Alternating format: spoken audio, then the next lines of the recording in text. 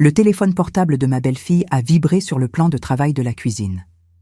Sur l'écran est apparue la photo de mon mari Richard, décédé il y a 3 ans. J'ai ouvert le message et mon cœur a failli sortir de ma poitrine en lisant ce qui s'y trouvait. Ce que j'ai découvert a détruit mon monde. « Belle-mère, vous avez vu mon téléphone ?» La voix de Juliette a résonné depuis le couloir, tandis que je restais paralysée, regardant l'écran qui brûlait maintenant dans mes mains comme une braise. « Il est ici dans la cuisine. » Ai-je réussi à répondre, tentant de garder ma voix ferme tout en bloquant rapidement l'écran et en reposant le portable sur le comptoir.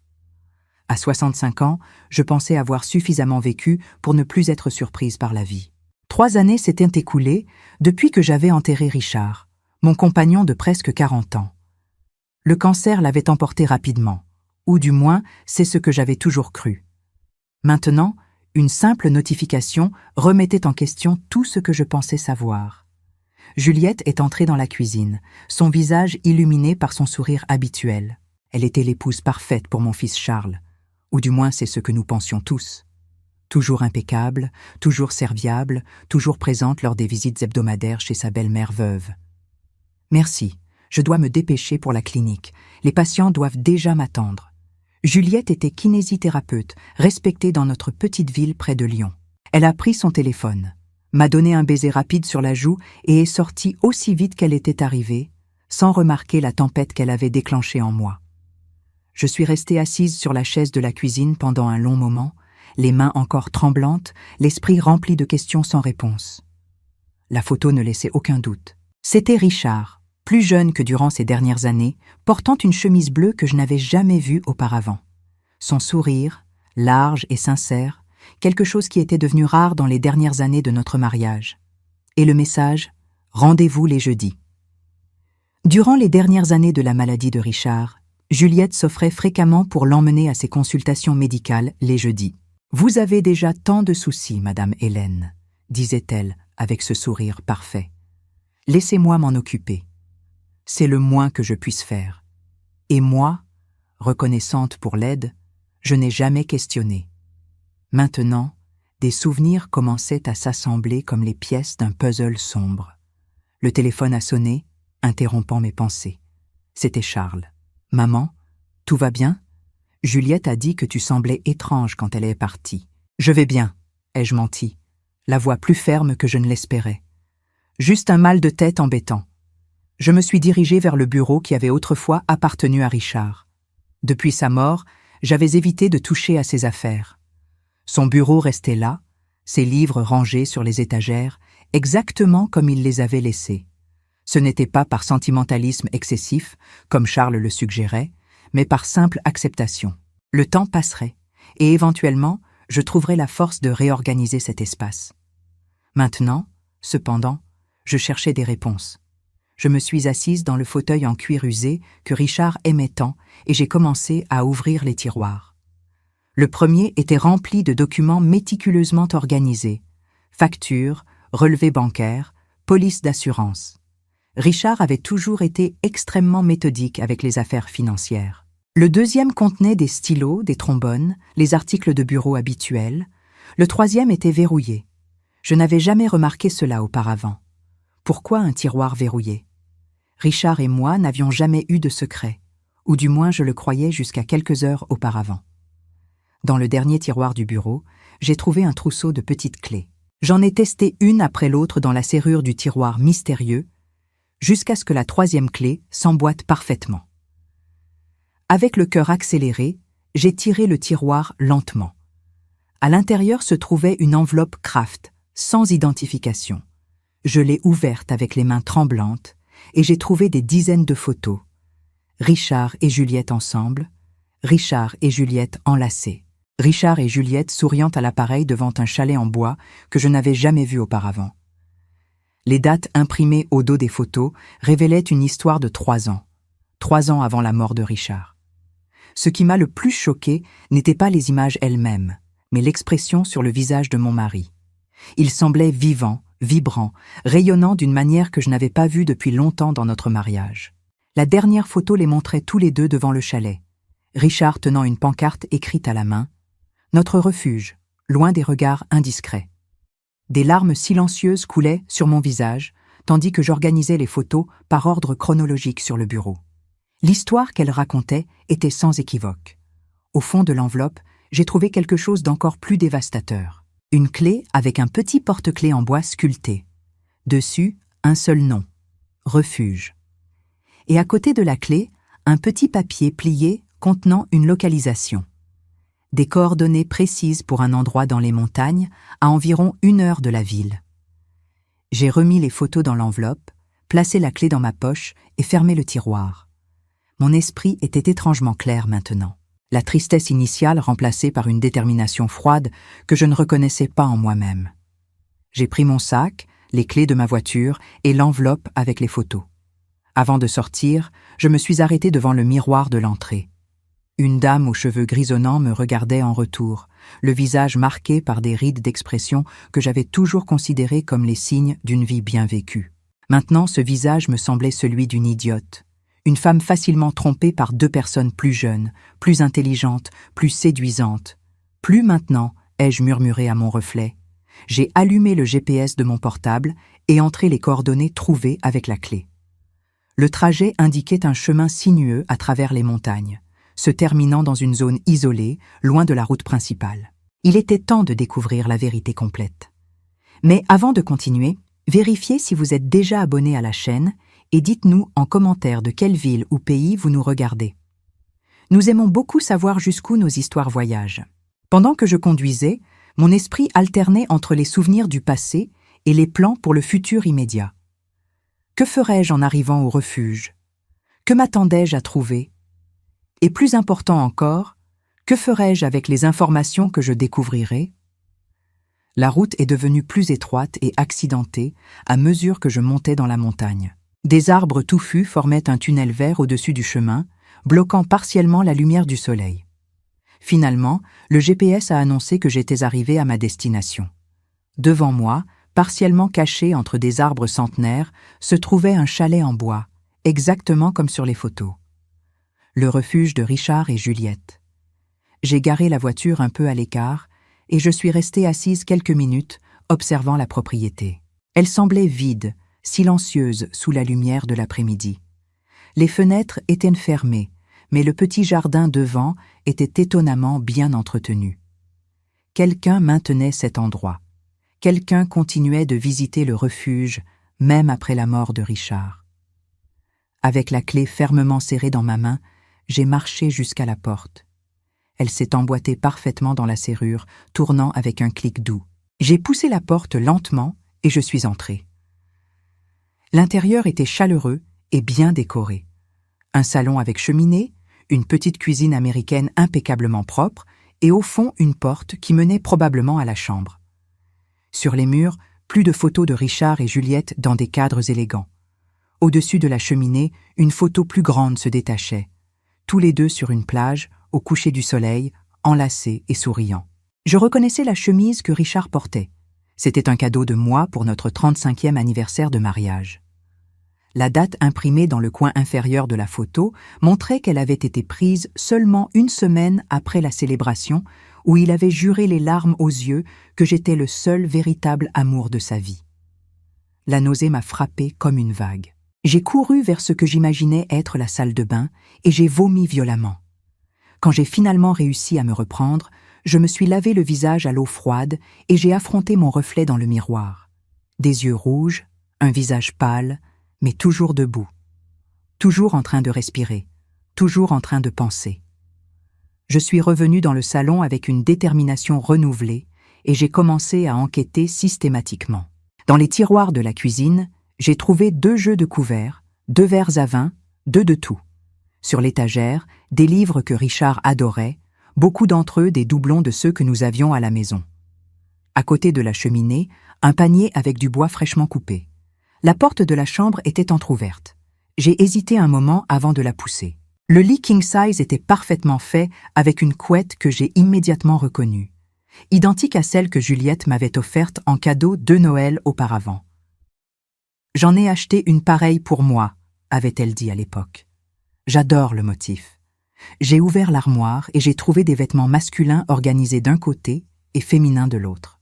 Je reconnaissais certaines chemises de Richard, mais il y avait aussi des pièces masculines que je n'avais jamais vues auparavant. J'en ai tiré une chemise à carreaux, taille trop grande pour Richard. La vérité m'a frappé comme un éclair. Les visites au chalet n'avaient pas cessé avec la mort de Richard. Juliette continuait de venir ici avec quelqu'un d'autre. Je suis revenue dans le salon avec la chemise dans les mains, essayant de traiter cette nouvelle information. C'est alors que j'ai remarqué quelque chose qui m'avait échappé, un classeur de documents sur la table basse. En l'ouvrant, j'ai trouvé des papiers liés à la propriété du chalet. À ma surprise, l'immeuble était enregistré au nom de Juliette, pas de Richard. La date d'acquisition coïncidait avec le début de leur relation, selon les photos. Comment Richard avait-il financé cela? Notre situation financière avait toujours été confortable, mais jamais au point de permettre des achats secrets de biens immobiliers sans que je le remarque. J'ai continué à examiner les documents et j'ai trouvé des relevés bancaires d'un compte que je ne connaissais absolument pas. Un compte au nom de Richard, avec des mouvements substantiels, des dépôts et des retraits réguliers qui totalisèrent des montants importants au fil des années. L'argent détourné d'où? Nos économies semblaient intactes après sa mort. La retraite, les investissements, tout était comme prévu. Puis j'ai trouvé quelque chose qui a glacé mon sang. Une police d'assurance vie d'une valeur d'1 million d'euros, une police dont je n'avais jamais eu connaissance, avec Juliette comme unique bénéficiaire, contractée seulement 6 mois avant la mort de Richard. Je me suis assise lourdement sur le canapé, essayant de respirer. Les pièces du puzzle commençaient à former une image troublante. L'affaire extra-conjugale n'était que la pointe de l'iceberg. Il y avait de l'argent impliqué, des secrets financiers, une assurance vie d'1 million d'euros. Et puis il y avait le diagnostic de cancer, le déclin rapide, les jeudis où Juliette insistait pour emmener Richard chez le médecin seul. Dans le bureau adjacent au salon, j'ai trouvé plus de documents, plus de photos et quelque chose que je n'attendais pas. Un journal intime. Il était verrouillé, mais la petite clé était attachée avec un ruban. En l'ouvrant, j'ai immédiatement reconnu l'écriture de Richard.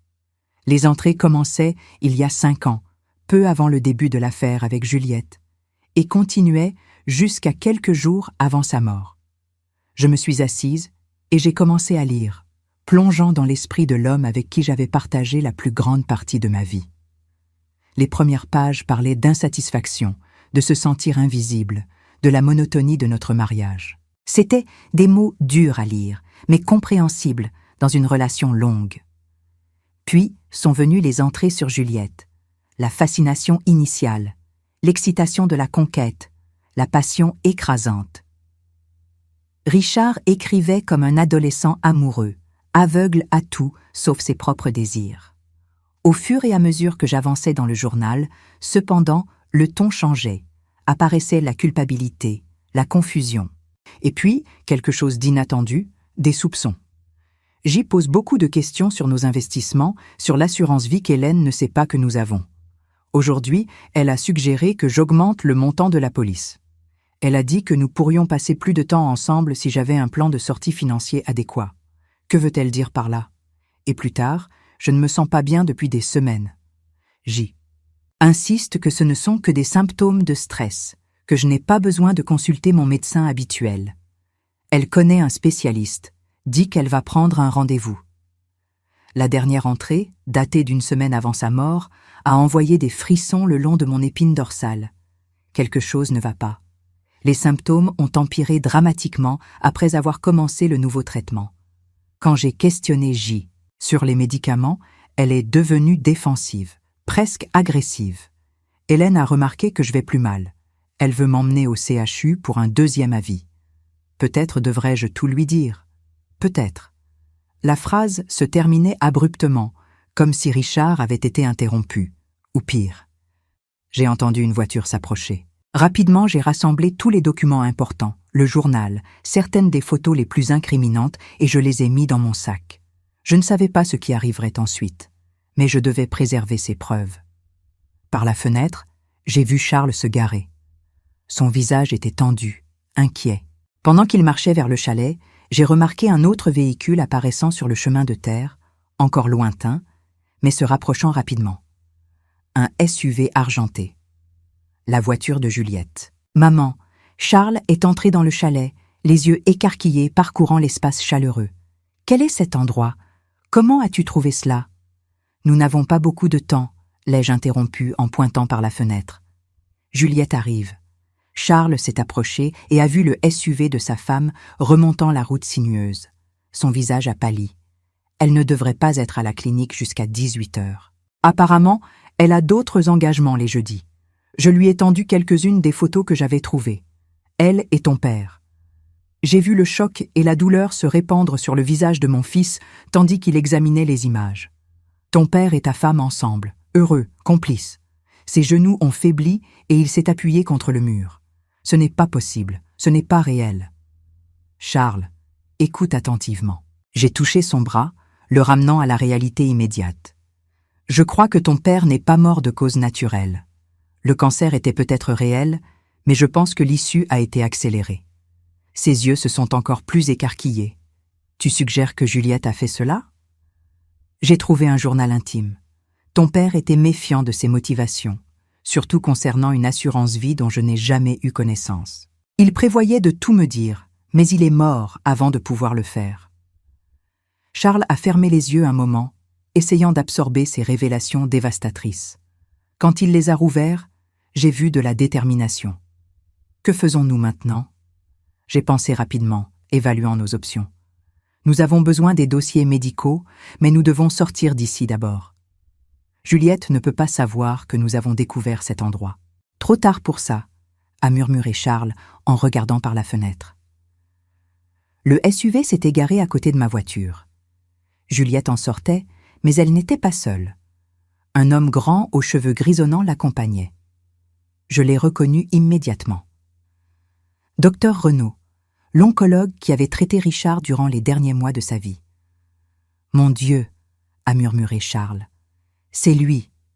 Cache-toi dans la chambre », ai-je ordonné rapidement. « Je veux entendre ce qu'ils ont à dire quand ils me trouveront ici. Si les choses empirent, tu interviens. »« Maman, c'est dangereux. Va !» ai-je insisté en le poussant vers le couloir. Charles a obéi à contre-cœur, disparaissant dans la chambre, tandis que je me positionnais calmement dans le fauteuil près de la cheminée, comme une hôtesse attendant des visites. La porte s'est ouverte quelques secondes plus tard. Juliette est entrée la première, riant de quelque chose que le médecin avait dit. Quand elle m'a vue, elle s'est figée sur place, le rire mourant sur ses lèvres. Hélène. La surprise dans sa voix semblait sincère. « Comment êtes-vous arrivée ici ?» Le docteur Renaud est entré juste derrière, également surpris de me voir. « Madame Dubois, que faites-vous ici ?» J'ai gardé une expression sereine, bien que mon cœur battait à tout rompre. « Bonjour Juliette, docteur Renaud. Quelle coïncidence de vous trouver ensemble. » Juliette s'est rapidement remise du choc initial. Sa posture a changé, redressant les épaules comme une actrice prête à entrer en scène. « Hélène, je peux expliquer cet endroit. » Elle a hésité, choisissant ses mots. C'était un refuge pour votre mari. Richard venait ici pour se reposer pendant le traitement. Le docteur Renaud a gentiment offert ce chalet de sa famille. Après la mort de Richard, nous avons continué à utiliser l'espace pour des séances de kinésithérapie avec des patients spéciaux. C'était un mensonge si bien élaboré que dans d'autres circonstances, j'aurais pu y croire. La facilité avec laquelle elle inventait cette histoire m'a donné des frissons. « Que c'est intéressant », ai-je répondu calmement. « Et ces photos font aussi partie du traitement spécial ?» J'ai pointé vers les images encadrées sur le mur, montrant Richard et Juliette enlacés sur la plage. Le visage de Juliette a pâli. Le médecin a fait un pas en avant, assumant une posture défensive. « Madame Dubois, je comprends que cela semble inapproprié, mais je vous assure que votre interprétation des faits n'est pas correcte. » « Mon interprétation ?»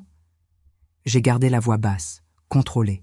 « Et quelle serait l'interprétation correcte, docteur ? Que mon mari et ma belle-fille entretenaient une relation extra-conjugale. Que vous, en tant que son médecin, étiez au courant de cela ? Ou peut-être que le déclin rapide de la santé de Richard n'était pas seulement le résultat du cancer ?»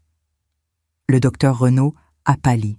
« Vous insinuez quelque chose de très sérieux, madame. »« Je n'insinue rien, » ai-je répondu. « Je déclare ouvertement que je crois que mon mari a été assassiné et que le motif était une police d'assurance-vie d'une valeur d'1 million d'euros. » Juliette a ri, un son forcé et strident. « Hélène, vous délirez. Richard est mort d'un cancer. Nous le savons tous. Nous le savons tous? Ai-je demandé en me levant lentement. Ou nous croyons tous ce que vous et le docteur ici nous avez raconté? Parce que, voyez-vous, j'ai trouvé le journal intime de Richard. Il soupçonnait que quelque chose n'allait pas avec le traitement. Il prévoyait de tout me dire, de chercher un autre avis médical.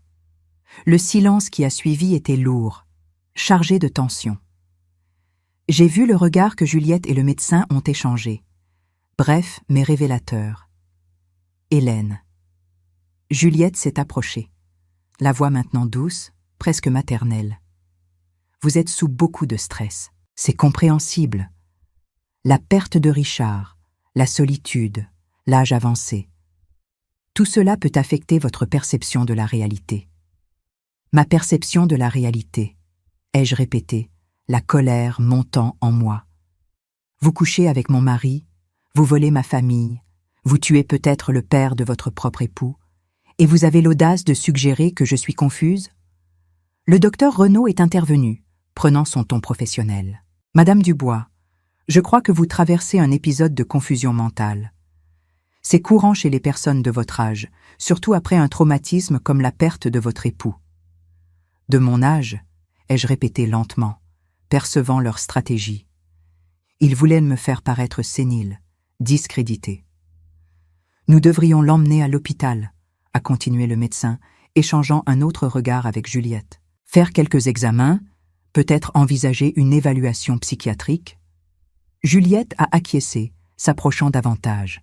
Venez, Hélène, laissez-nous prendre soin de vous. Charles sera inquiet s'il apprend que vous avez ces délires. J'ai reculé d'un pas, maintenant une distance entre nous. Ne me touchez pas. À ce moment, la porte de la chambre s'est ouverte. Charles est apparu, le visage pâle mais déterminé, son portable à la main. J'ai tout enregistré, chaque mot de cette conversation. L'expression de Juliette s'est complètement transformée, de la fausse affection au choc véritable. « Charles, que fais-tu ici ?» Je découvre la vérité sur ma femme et mon père, sur sa mort. Le docteur Renaud s'est dirigé vers la porte. « C'est ridicule. Je pars maintenant. »« Je ne ferais pas ça si j'étais vous, » a dit Charles en bloquant le passage. « La police est en route. J'ai appelé pendant que je vous écoutais tous les deux essayer de manipuler ma mère. » Juliette est restée immobile un moment, calculant ses options. Puis, avec un mouvement étonnamment rapide, elle a avancé dans ma direction, attrapant mon sac. « Où est le journal intime? Où sont les preuves que vous prétendez avoir ?» Je me suis écarté, mais elle a saisi mon bras avec force. « Vous ne comprenez pas? Ce n'était pas comme vous le pensez. Richard était malheureux avec vous. Nous nous aimions vraiment. Et le docteur Renaud ?» ai-je demandé en tirant mon bras. « Vous vous aimez vraiment aussi ?» Quelque chose a brillé dans ses yeux. La furie, peut-être la honte. « Vous ne comprenez rien. »« Je comprends assez, » ai-je répondu. « Je comprends que vous avez séduit mon mari, l'avez manipulé pour obtenir une assurance vie, puis avez fait de même avec son médecin pour garantir le mauvais traitement. » Sa main s'est levée, prête à me gifler, mais Charles a attrapé son poignet dans les airs. « N'y pense même pas, » a-t-il averti, la voix basse et dangereuse. À ce moment, des sirènes ont retenti au loin. Le docteur Renaud a profité de la distraction et a couru vers la porte, mais en l'ouvrant, il s'est retrouvé face à 2 voitures de police qui arrivaient. Il s'est figé sur place comme un animal pris au piège. Les minutes suivantes ont passé dans un flou confus. Des policiers entrant, des questions posées, Juliette alternant entre déni véhément et tentative de paraître coopérative, le médecin exigeant un avocat. Charles et moi avons été séparés pour des dépositions individuelles. J'ai remis à l'inspectrice qui m'interrogeait le journal intime de Richard, les documents de l'assurance vie, tout ce que j'avais collecté.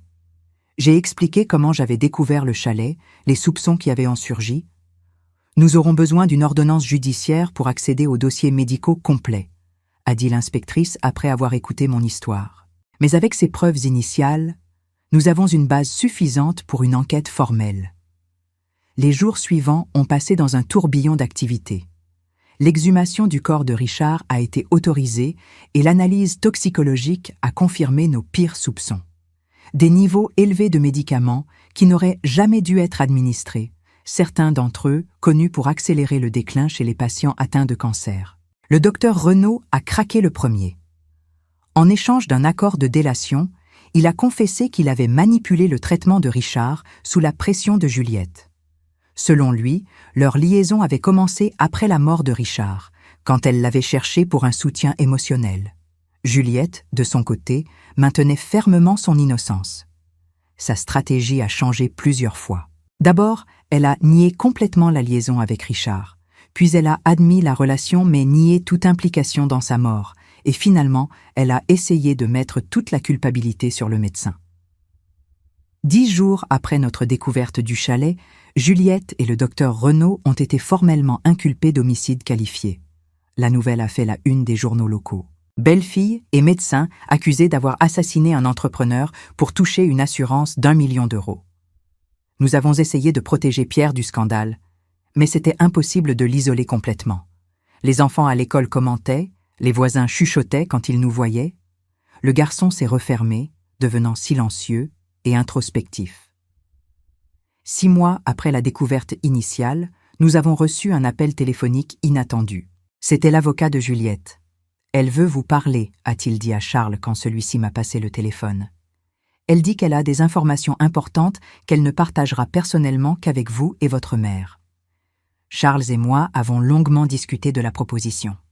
Cela pouvait être juste une autre manipulation, une tentative désespérée d'obtenir de la sympathie avant le procès. D'un autre côté, s'il y avait plus de secrets sur Richard, peut-être valait-il mieux les savoir maintenant que d'être surpris pendant le procès. Finalement, nous avons accepté de la rencontrer. La réunion a été fixée dans la prison avec la présence des avocats des 2 parties. Quand nous sommes entrés dans la salle de visite, Juliette était déjà là, assise derrière une table en métal. Elle semblait avoir vieilli de plusieurs années en quelques mois. Les cheveux, auparavant parfaitement teints et arrangés, montraient les racines grisonnantes. Le visage était plus maigre, les yeux creux. « Merci d'être venu », a-t-elle dit, la voix enrouée, presque méconnaissable. « Ce que je vais vous raconter ne va pas m'aider au procès. Cela va probablement empirer ma situation, mais vous méritez de connaître toute la vérité. » Nous nous sommes assis, Charles et moi échangeant un regard sceptique. Juliette avait toujours été une excellente actrice. « Richard n'a pas été ma première liaison dans la famille », a-t-elle continué en me regardant directement. « Avant lui, il y a eu Georges. Georges était le frère aîné de Richard, décédé il y a 8 ans dans un accident de voiture. »« Georges », a répété Charles incrédule. « Tu le connaissais à peine. »« Je le connaissais mieux que vous l'imaginez. Nous nous voyions en secret pendant presque 1 an avant l'accident. »« Impossible », ai-je protesté. Georges habitait dans une autre ville. Il venait me voir quand il était en ville pour affaires. Nous nous rencontrions dans des hôtels principalement. Elle a fait une pause. L'accident n'était pas accidentel. Le silence qui a suivi était presque palpable. « Que dis-tu » a demandé Charles finalement, la voix étranglée. Je dis que Georges a découvert que je me rapprochais de Richard. Il était furieux, a menacé de tout raconter. Il a dit qu'il détruirait ma vie. « Et tu l'as tué » ai-je conclu, la voix étonnamment calme. Elle a acquiescé lentement. Sabotage des freins de la voiture. Il conduisait trop vite sur cette route de montagne. C'était facile. Charles a pâli, s'appuyant sur la table. Pourquoi ? Pourquoi confesses-tu cela maintenant ? Parce que je ne veux pas que Pierre grandisse sans connaître la vérité complète, a-t-elle répondu, les larmes aux yeux. Il mérite de savoir quel type de personne je suis vraiment. Il y a plus, a-t-elle continué, à propos de l'argent de Richard. Toute l'assurance n'est pas allée à moi et Renaud. La moitié est allée à quelqu'un d'autre. Qui ? A demandé Charles. Ta cousine, Adrienne. Adrienne était la fille de Georges, la nièce de Richard, une jeune femme problématique qui avait toujours vécu en marge de la famille. Adrienne, ai-je répété, confuse. Qu'a-t-elle à voir avec tout cela ? Elle savait pour moi et Georges, a découvert par accident et m'a fait chanter pendant des années. Ensuite, elle a aidé à planifier ce qui est arrivé à Richard. C'est elle qui a suggéré l'assurance vie, qui a recherché les médicaments. Renaud ne sait même pas cela. Il croit que l'idée était entièrement la mienne. La révélation nous a laissés abasourdis. Adrienne, qui avait assisté aux funérailles de Richard avec des larmes apparemment sincères, qui nous rendait visite occasionnellement depuis lors, exprimant son inquiétude pour Pierre. Elle vous visite encore, n'est-ce pas? A demandé Juliette en observant nos réactions. Elle a toujours accès à Pierre. Charles s'est levé brusquement. C'en est fini ici. Je vais parler à la police immédiatement. Attendez, ai-je demandé en tenant son bras. Je me suis tournée vers Juliette. Pourquoi maintenant? Pourquoi n'as-tu pas utilisé ces informations pour négocier un meilleur accord? Parce que ce serait ma parole contre la sienne, a répondu Juliette. Sans preuve concrète. Mais si vous enquêtez, vous trouverez les transferts bancaires, les messages codés. Tout est là pour ceux qui savent où chercher. Nous sommes sortis de la prison en silence, tous les deux en train de traiter les nouvelles révélations. Sur le chemin du retour, Charles a appelé le commissaire responsable de l'affaire, rapportant brièvement ce que nous avions découvert. « Nous devons aller chercher Pierre à l'école maintenant », a-t-il dit ensuite, la voix tendue. Adrienne l'a cherché quelques fois le mois dernier quand j'étais à l'hôpital. Elle a dit qu'elle voulait aider. Un frisson a parcouru mon épine dorsale. Tu penses qu'elle ferait quelque chose avec lui? Je ne sais plus quoi penser, a répondu Charles en accélérant la voiture. Mais je ne vais pas prendre de risques. Nous sommes arrivés à l'école quelques minutes plus tard. J'ai couru vers le secrétariat pendant que Charles vérifiait la cour. Pierre Dubois, ai-je dit essoufflé à la secrétaire. J'ai besoin de le chercher maintenant. C'est une urgence. La femme a tapé quelque chose sur l'ordinateur, fronçant les sourcils. Pierre est sorti il y a environ 20 minutes. Il a été cherché par Adrienne Moreau. C'est exact, elle est sur la liste des personnes autorisées. Mon cœur s'est accéléré. C'est vrai. Charles est revenu à ce moment, le visage pâle quand il a vu mon expression. Elle l'a pris. J'ai acquiescé, incapable de parler. Où l'emmènerait-elle? A-t-il demandé en sortant déjà son portable pour appeler la police? Et puis, comme un éclair, la réponse m'a frappé. Le chalet. Elle l'emmènerait au chalet. Le trajet jusqu'au chalet dans les montagnes a semblé interminable, malgré Charles conduisant bien au-dessus de la limite de vitesse. La police avait déjà été alertée, et plusieurs voitures patrouillaient en route. Mais nous avions l'avantage. Nous connaissions l'emplacement exact, les routes sinueuses qui y menaient. Nous devons considérer qu'elle est armée, a dit Charles, les mains serrant le volant si fort que les jointures étaient blanches. Elle peut être désespérée maintenant que Juliette a confessé. J'ai acquiescé en silence, essayant de contrôler la panique qui grandissait en moi. Pierre, mon petit-fils de 10 ans, entre les mains d'une femme qui avait aidé à planifier 2 assassinats. La même femme qui souriait lors des réunions de famille, qui apportait des cadeaux pour Pierre aux anniversaires, qui offrait une épaule amie à Charles après l'arrestation de Juliette. Quand nous nous sommes approchés de l'entrée du chemin de terre, Charles a éteint les phares, permettant à la voiture d'avancer presque silencieusement sur le sentier assombri par le crépuscule. Au loin, le chalet n'était qu'une silhouette contre le ciel rougeoyant, mais les lumières allumées indiquaient qu'il y avait quelqu'un là-bas. Charles a garé la voiture à quelques centaines de mètres, cachant le véhicule entre les arbres. « Nous allons nous approcher à pied », a-t-il chuchoté en ouvrant la boîte à gants et en retirant quelque chose qui m'a surprise. « Une petite arme. Permis de légitime défense », a-t-il expliqué en voyant mon expression. Je n'ai jamais pensé que j'aurais besoin de l'utiliser. Nous avons marché en silence à travers la forêt, nous approchant prudemment du chalet. Quand nous sommes arrivés assez près, nous nous sommes accroupis derrière des buissons, observant. Par la fenêtre du salon, nous pouvions voir Adrienne se déplaçant d'un côté à l'autre. Elle semblait agitée, parlant au téléphone. De Pierre, aucun signe. « Où est-il » a murmuré Charles avec angoisse. Comme en réponse à sa question, la porte de la chambre s'est ouverte et Pierre est apparu portant un sac à dos. Il semblait calme, même enthousiaste. Adrienne a raccroché le téléphone et lui a souri, disant quelque chose que nous ne pouvions pas entendre. « Elle agit normalement avec lui ?» ai-je observé. Il n'a pas l'air effrayé. « Elle ne veut pas l'alarmer encore ?» a répondu Charles. « Elle a probablement raconté une histoire sur un camping surprise ou quelque chose comme ça. » Nous avons vu Adrienne consulter sa montre, puis prendre son propre sac. Il se préparait à partir. « Nous devons agir maintenant », a décidé Charles avant qu'il n'entre dans la voiture. « Attends », ai-je demandé en tenant son bras. « Laisse-moi y aller d'abord, seul. »« Quoi ? Non, c'est trop dangereux. » »« Pense, Charles. Si nous apparaissons tous les deux soudainement, elle peut paniquer. Mais si j'apparais seule, une dame âgée inoffensive, je peux la distraire pendant que tu te positionnes. » Charles a hésité, clairement réticent. « Maman, fais-moi confiance », ai-je insisté. « Je sais ce que je fais. » Finalement, il a acquiescé, mais non sans me donner des instructions spécifiques. Je vais contourner le chalet et essayer d'entrer par l'arrière. Garde-la en train de parler, distraite. Ne la provoque pas. Ne l'accuse de rien. Essaye juste de garder Pierre près de toi. J'ai accepté, et après avoir respiré profondément plusieurs fois pour calmer mon cœur accéléré, je me suis levée et j'ai marché ouvertement vers le chalet.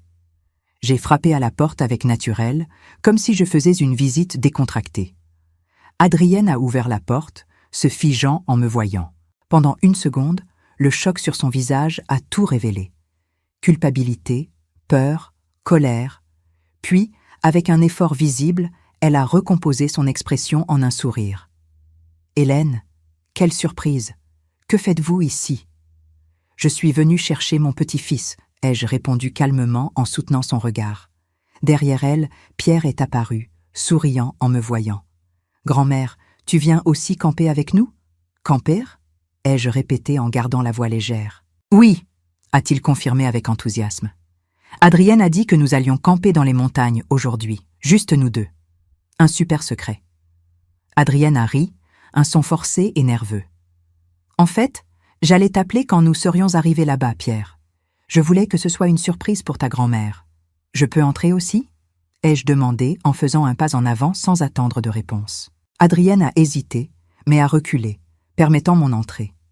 Ses yeux ont rapidement parcouru l'extérieur, vérifiant si j'étais seule. « Charles sait que tu es ici ?» a-t-elle demandé avec désinvolture en fermant la porte derrière moi. « Charles est en ville, en train de régler quelques affaires », ai-je menti en embrassant Pierre. « J'ai appelé l'école quand j'ai appris que tu avais cherché Pierre, et ils m'ont parlé du camping surprise. J'ai pensé venir vous rejoindre. » Adrienne a souri, mais ses yeux sont restés alertes, calculateurs. C'était une décision de dernière minute. Pierre avait l'air si abattu ces derniers temps. « Très gentil de ta part », ai-je répondu en remarquant le léger renflement sous son manteau. « Une arme ? Mais malheureusement, nous allons devoir reporter. Nous avons un engagement familial important demain. »« Oh non !» a protesté Pierre. « Grand-mère, s'il te plaît, j'ai déjà tout préparé. Je suis sûre qu'Adrienne comprend, n'est-ce pas ?» J'ai gardé le sourire en la regardant. Quelque chose a changé dans ses yeux. La gentillesse artificielle a laissé place à un éclat dangereux. En fait, tout est déjà organisé, Hélène. Nous avons des réservations, des plans. Ce serait dommage d'annuler maintenant. Quelle coïncidence de nous retrouver ici, ai-je commenté en changeant de stratégie, essayant d'évaluer combien elle savait. Ce chalet a beaucoup de souvenirs, n'est-ce pas? Un muscle a tremblé sur son visage. Je ne sais pas de quoi vous parlez. Je n'ai jamais été ici avant, non? J'ai regardé autour démonstrativement. Je pensais que tu connaissais bien cet endroit. Après tout, tu y as beaucoup investi, d'après ce que j'ai appris. Pierre nous regardait l'une après l'autre, confus par la conversation codée. « De quoi parlez-vous ?»« De rien d'important, chérie, » a répondu Adrienne rapidement. « Pourquoi ne vas-tu pas vérifier si tu as oublié quelque chose dans la chambre? Nous partirons dans quelques minutes. »« Non, suis-je intervenue en gardant Pierre à mes côtés. Il reste avec moi. » Le climat dans la salle a changé instantanément. Adrienne a abandonné toute prétention de normalité, son visage durcissant. « Tu n'aurais pas dû venir ici, Hélène. »« Je viens de parler avec Juliette, » ai-je dit en observant sa réaction. « Elle m'a tout raconté sur vous deux. » Adrienne a pâli, mais s'est rapidement reprise. Juliette est désespérée, invente des histoires pour réduire sa peine. « Tu y as vraiment cru ?»« J'ai cru au relevé bancaire, » ai-je répondu. « Au transfert vers ton compte aux îles Caïmans, au courriel codé sur des médicaments spéciaux. La police enquête sur tout en ce moment même. » Elle a reculé d'un pas, la main se déplaçant imperceptiblement vers le renflement sous son manteau. « Tu bluffes. Grand-mère, qu'est-ce qui se passe ?» Pierre a agrippé ma main, percevant finalement que quelque chose n'allait pas. « Rien, chérie, » ai-je répondu en serrant sa main. « Adrienne et moi avons juste une conversation d'adultes. »« Une conversation qui est terminée ?» a déclaré Adrienne en sortant une arme de l'intérieur de son manteau et en la pointant vers moi. Pierre a haleté, s'accrochant à ma taille. « Adrienne, que fais-tu ?»« Calme-toi, Pierre, ne t'inquiète pas, » a-t-elle dit, sa voix soudainement douce. Parfois, les adultes ont besoin de résoudre les choses différemment. Ta grand-mère et moi allons faire une promenade dehors pour parler, et ensuite nous reviendrons te chercher, d'accord? Non, a-t-il répondu en s'accrochant encore plus à moi. Je ne vais pas te laisser faire du mal à grand-mère. Personne ne va faire de mal à personne, a-t-elle promis, mais ses yeux révélaient une autre intention. Grand-mère et moi allons juste parler dehors. S'il te plaît, lâche-la maintenant.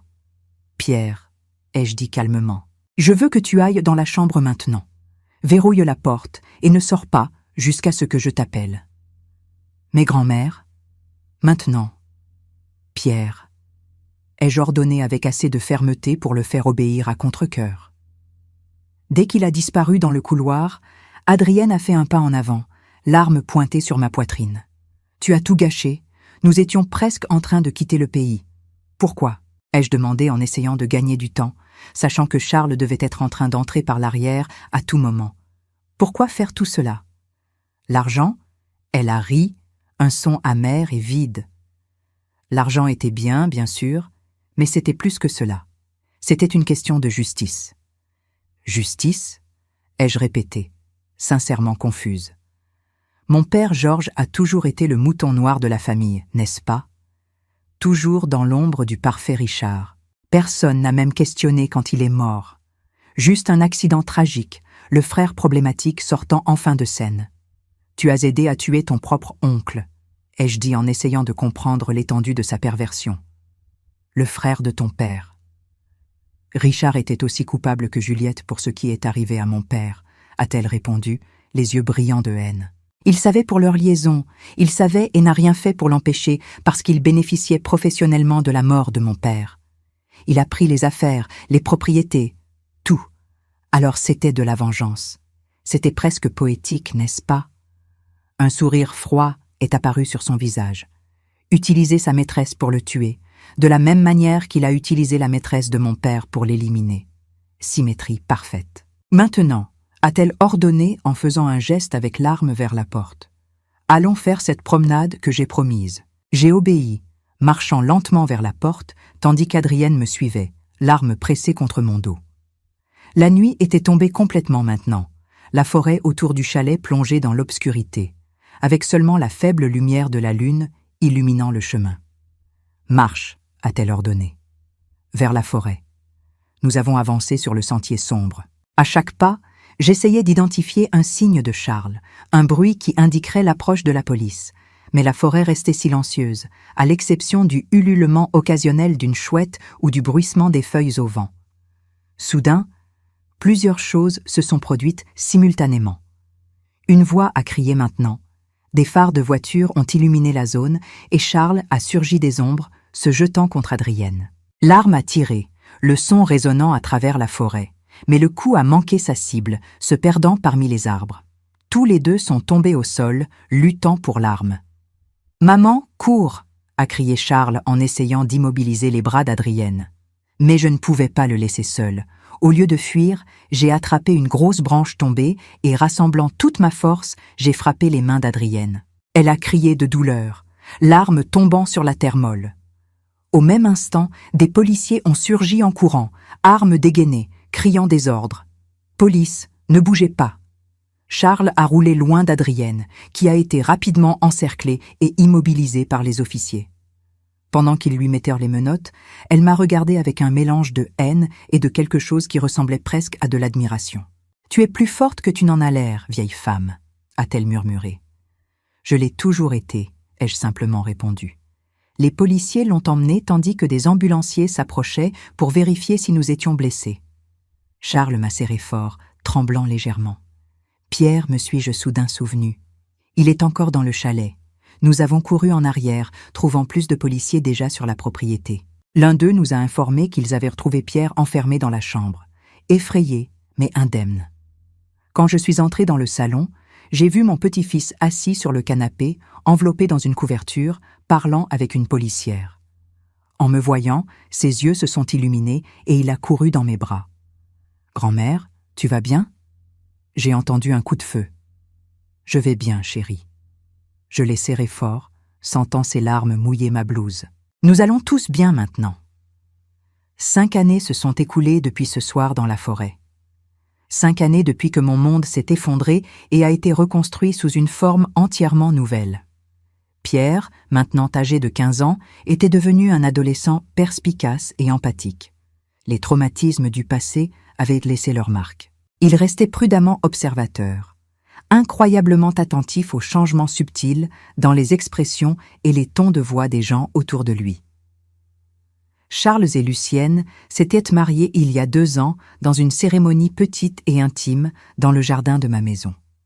Pierre avait été le témoin, portant fièrement les alliances avec un sérieux qui m'avait fait sourire et pleurer en même temps. Lucienne, avec son honnêteté directe et chaleureuse, était devenue une présence réconfortante dans nos vies. Quant à Édouard et moi, nous avions maintenu notre relation tranquille et sans pression. Nous voyagions ensemble occasionnellement, partagions des dîners, du théâtre, de longues conversations sur les livres et les souvenirs. Nous ne vivions pas ensemble, ni ne prévoyions de le faire. Chacun valorisait son indépendance, son intimité, le confort d'espace qui étaient exclusivement les nôtres. Ce matin particulier, 5 ans après la découverte qui avait tout changé, je me suis réveillée tôt et je suis allée à la cuisine préparer du café.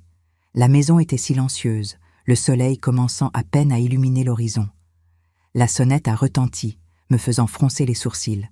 C'était trop tôt pour des visites. J'ai vérifié par la fenêtre avant d'ouvrir et j'ai vu un homme en uniforme tenant une enveloppe.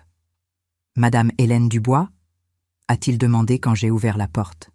« Oui. » « Correspondance officielle de la prison d'État pour femmes » a-t-il expliqué en me tendant l'enveloppe et une tablette pour que je signe.